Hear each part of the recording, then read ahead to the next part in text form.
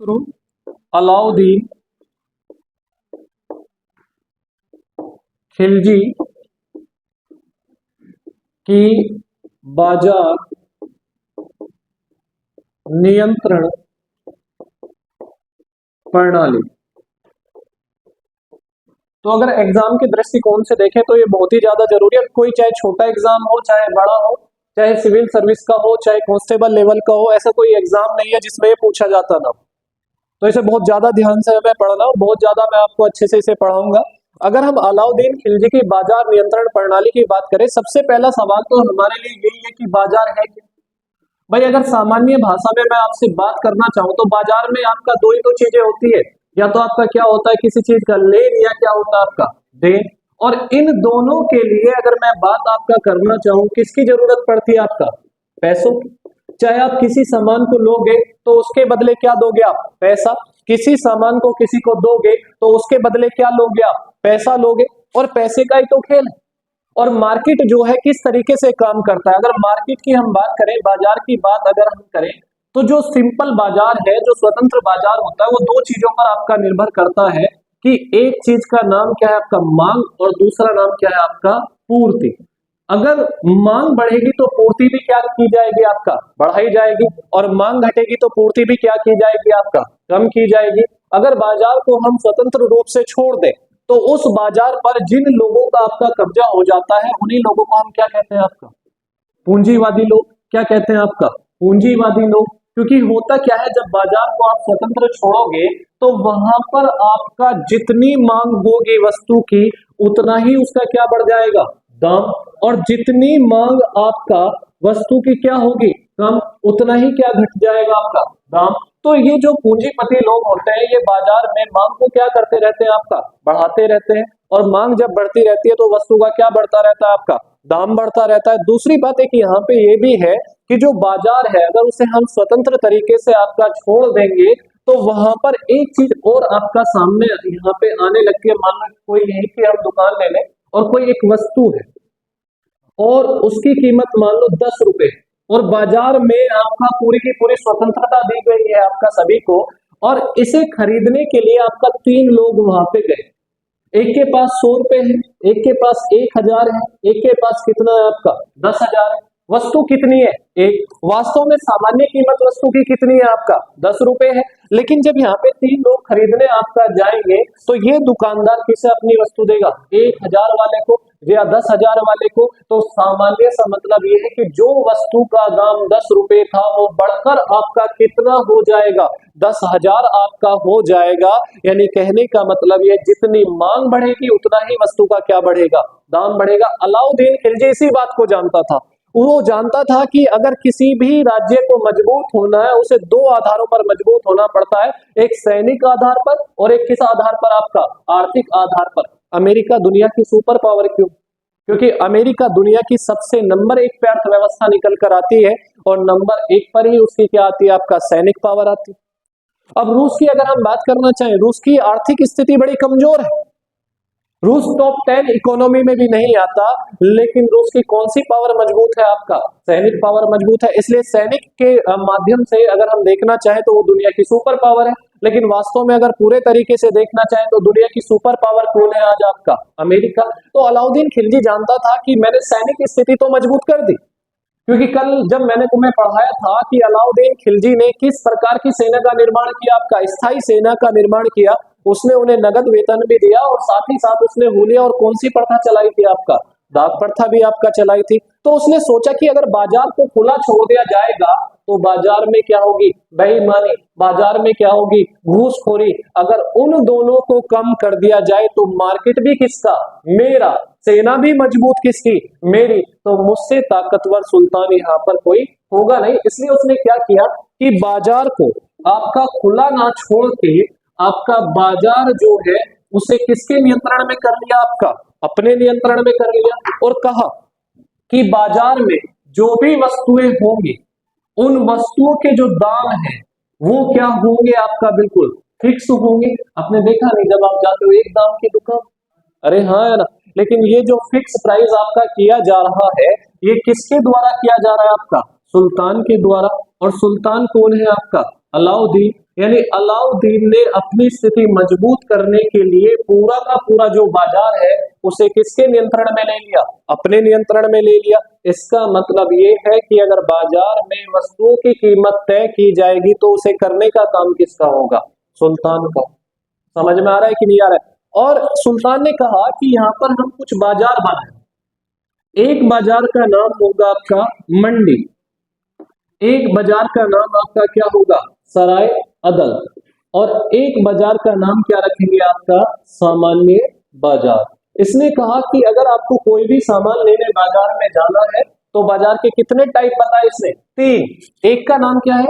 मंडी, एक का नाम क्या है? सराय अदल, और एक का नाम क्या है आपका? सामान्य बाजार। इसने कहा कि अगर कोई व्यक्ति आपका केवल अनाज खरीदना चाहता है तो वो किस बाजार में जाएगा?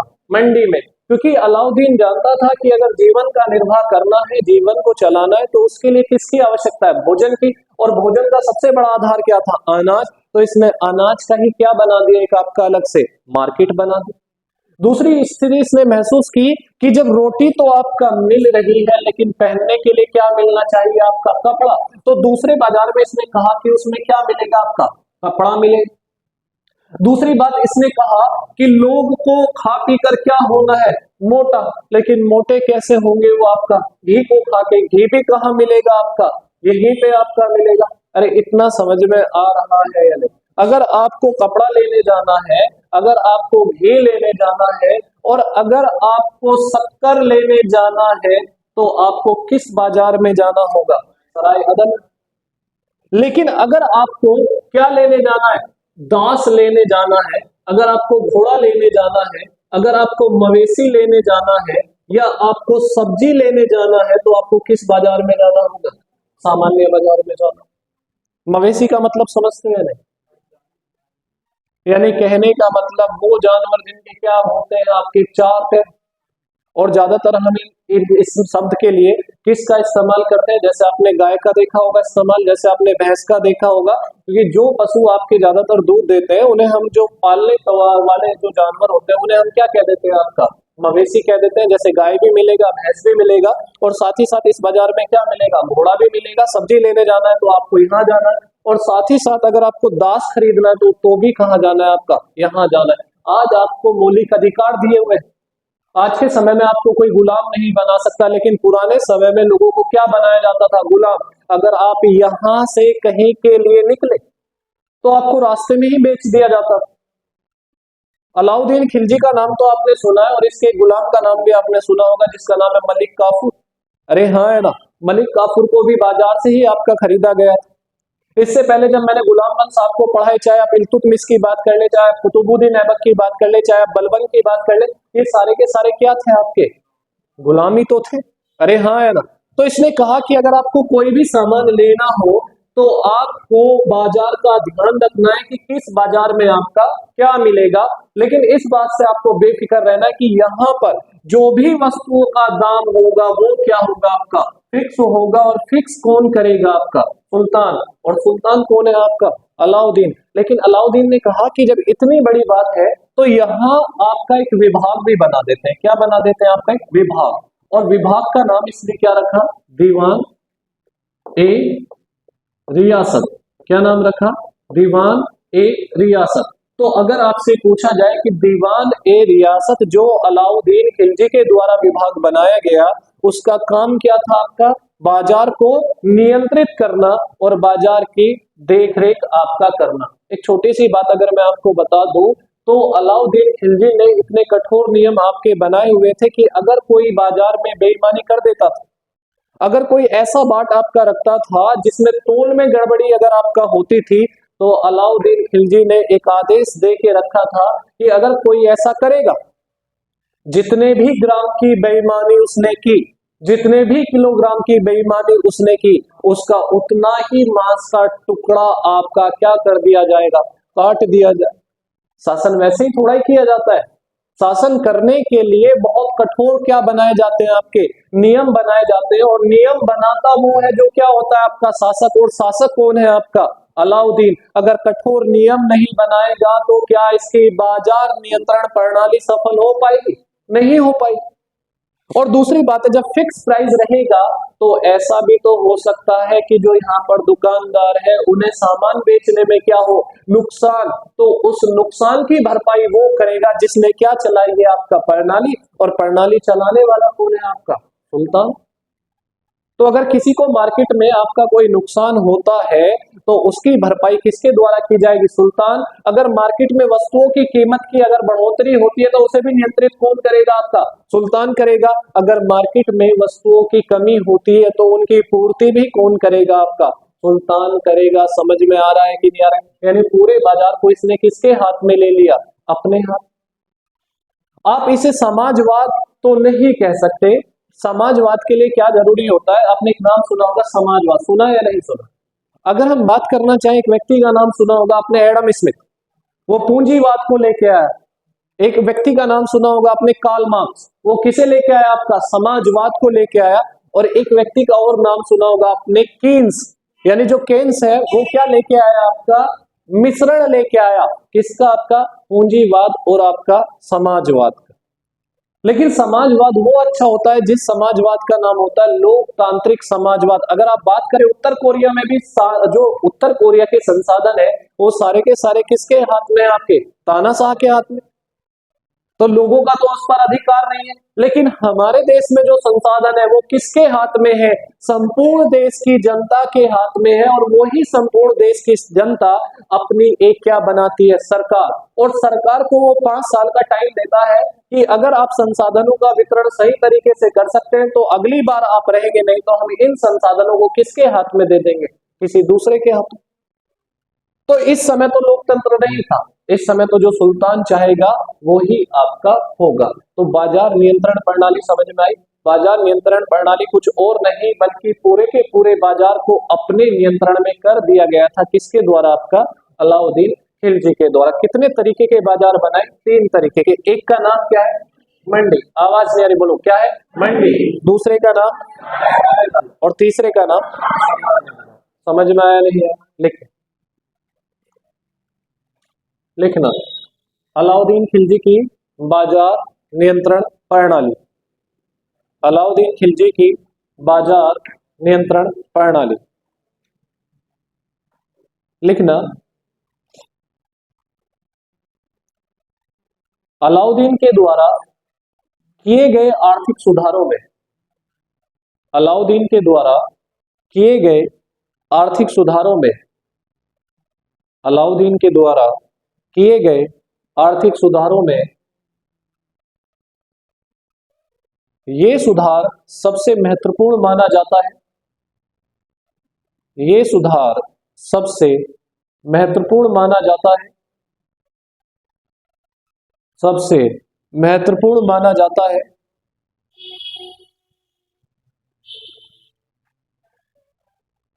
घूसखोरी एवं बेईमानी को रोकने के लिए, घूसखोरी एवं बेईमानी को रोकने के लिए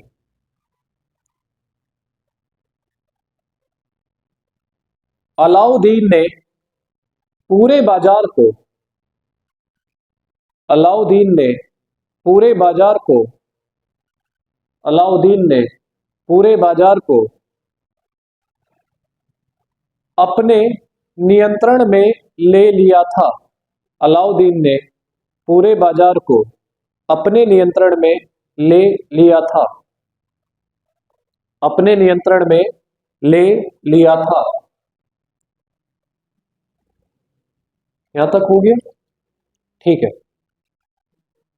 साथ ही उसने 3 प्रकार के बाजारों का निर्माण किया, साथ ही उसने 3 प्रकार के बाजारों का निर्माण किया, साथ ही उसने 3 प्रकार के बाजारों का निर्माण किया। डैश और नाम लिखकर, नंबर 1 मंडी, नंबर 1 मंडी, और बराबर में लिखना अनाज के व्यापार के लिए, अनाज के व्यापार के लिए। नंबर 2 सराय अदल, सराय अदल, बराबर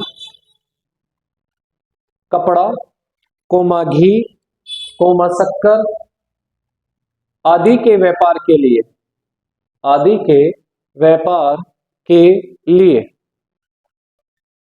आदि के व्यापार के लिए। नंबर 3 सामान्य बाजार, सामान्य बाजार दास, कोमा घोड़ा, कोमा मवेशी एवं सब्जी आदि के व्यापार के लिए,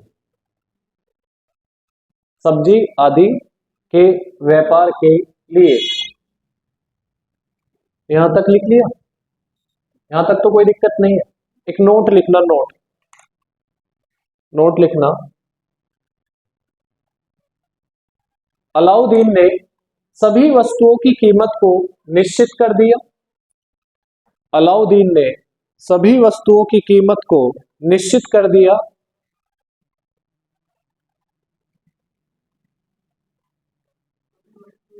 कीमत को निश्चित कर दिया। साथ ही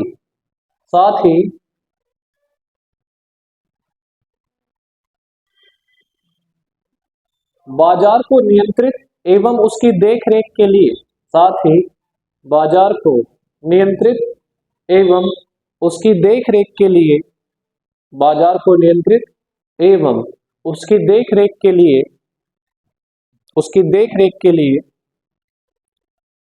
दीवान ए रियासत विभाग बनाया। दीवान ए रियासत विभाग बनाया। दीवान ए रियासत विभाग बनाया।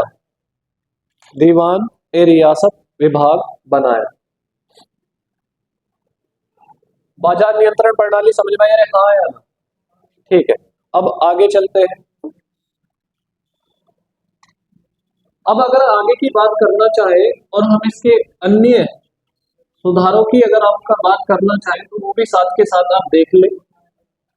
एक और चीज है इसमें जो मैंने अभी आपको बताया कि जो संपूर्ण भूमि है, जो आपका संपूर्ण भूमि है, संपूर्ण भूमि का खालिसा में परिवर्तन। अब ये तुम्हारी अगली हेडिंग बनाना इसे, संपूर्ण भूमि का खालिसा में परिवर्तन। संपूर्ण भूमि का खालिसा में परिवर्तन।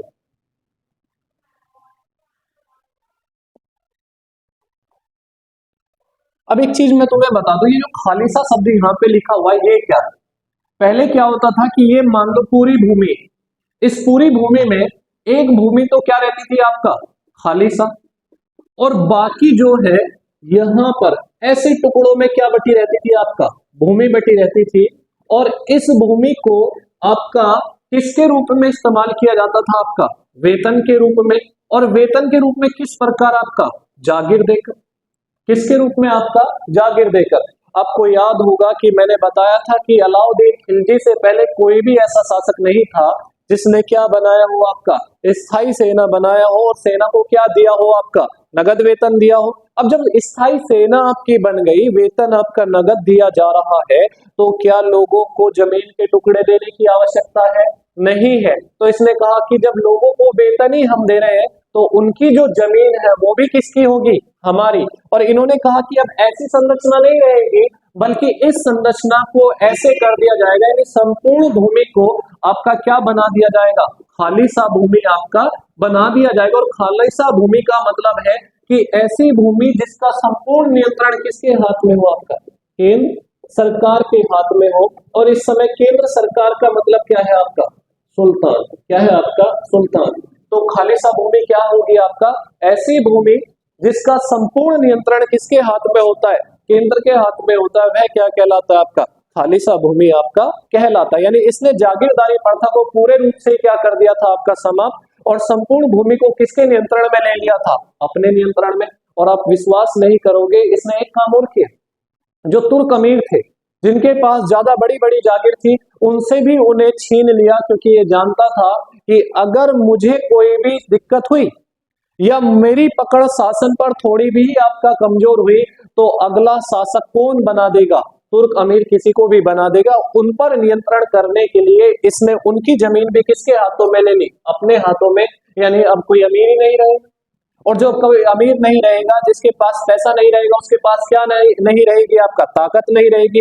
और जिसके पास ताकत नहीं रहेगी, क्या वो सुल्तान को तय कर सकता है कि कौन बनेगा? नहीं तय कर सकता है। तो अलाउद्दीन खिलजी ने पूरे बाजार को पहले अपने नियंत्रण में लिया, और उसके बाद किसे ले लिया? पूरी की पूरी भूमि को अपने नियंत्रण में ले लिया। और साथ ही साथ इसने क्या किया कि यहाँ पर जो पूरा का पूरा भूमि है, उसकी क्या करा दी इसने? आपका माप करा दी। और भूमि की माप कराकर इसने क्या तय किया? आपका लगान। लगान कोई और चीज नहीं, आज की भाषा में क्या है? आपका टैक्स, यानी आपका कर।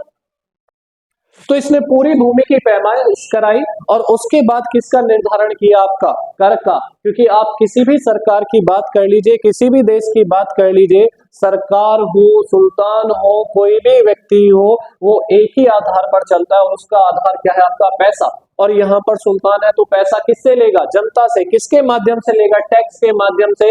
लेकिन पहले जो आपका टैक्स लिया जाता था, वो किसके रूप में? वस्तुओं के रूप में। भाई आप अनाज दे दीजिए, आप चावल दे दीजिए, आप गुड़ दे दीजिए, अरे हाँ है ना, थोड़ा बहुत आटा दे दीजिए। समझ में आ रहा है कि नहीं आ रहा है? पहले तो इस तरीके से आपका क्या लिया जाता था? टैक्स लिया जाता था। तो अलाउद्दीन खिलजी दिल्ली सल्तनत का ऐसा पहला सुल्तान था जिसने भूमि की पैमाइश कराई, और भूमि की पैमाइश के साथ साथ आपका क्या लेना शुरू कर दिया? आपका टैक्स लेना शुरू कर दिया। और इसने कहा कि भूमि की माप की जो इकाई है, वो क्या होगी? आपका बिस्वा। क्या होगी? आपका बिस्वा। यानी जितना आपका उत्पादन होगा, जितनी जमीन में, उससे उतना ही क्या लिया जाएगा? आपका टैक्स लिया जाएगा। यहां तक कि इतना टैक्स इसने बढ़ा रखा था, किसानों से 50% तक टैक्स इसने बढ़ा दिया। लेकिन टैक्स क्यों बढ़ाया था? क्योंकि ये जान चुका था कि इस भूमि में आपका इतना उत्पादन होता है। इसने कहा कि जो दोआब क्षेत्र है, जो गंगा और यमुना के बीच का जो क्षेत्र है आपका, उसमें इतना ज्यादा उत्पादन होता है, लेकिन लोग टैक्स क्या दे रहे थे? कम। तो इसने वहां पर क्या बढ़ा दिया था? आपका टैक्स बढ़ा दिया था। और अगर टैक्स बढ़ाएगा तो सुल्तान की आमदनी में क्या होगी? वृद्धि। और सुल्तान की आमदनी में वृद्धि होगी तो उसकी स्थिति भी क्या होगी? आपका मजबूत होगी। लेकिन पहली बार भूमि की पैमाइश कराने वाला सुल्तान और उसके आधार पर टैक्स लगाने वाला सुल्तान आपका पहला एक ही है, जिसका नाम क्या है? अलाउद्दीन खिलजी। याद रह गए? अरे हाँ है ना। संपूर्ण भूमि पर अपना नियंत्रण करने वाला कौन है? आपका अलाउद्दीन खिलजी। और जब संपूर्ण भूमि पर एक ही व्यक्ति का निर्माण हो जाता है, एक ही व्यक्ति का नियंत्रण आपका हो जाता है, तो उस भूमि को किस नाम से जाना जाता था? खालिसा। पहले खालिसा के अलावा ये जागीर बटी हुई थी, लेकिन अब संपूर्ण भूमि पर किसका निर्माण हो गया? आपका अलाउद्दीन खिलजी का। क्या इतना समझ में आ रहा है? हाँ यार। तो लिखना लिखना लिखना। अलाउद्दीन खिलजी ने अलाउद्दीन खिलजी ने अलाउद्दीन खिलजी ने संपूर्ण भूमि को अपने नियंत्रण में ले लिया। अलाउद्दीन खिलजी ने संपूर्ण भूमि को अपने नियंत्रण में ले लिया। अपने नियंत्रण में ले लिया।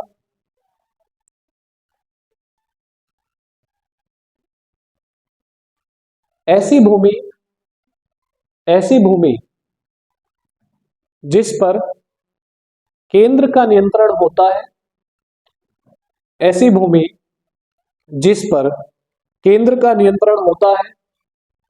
केंद्र का नियंत्रण होता है,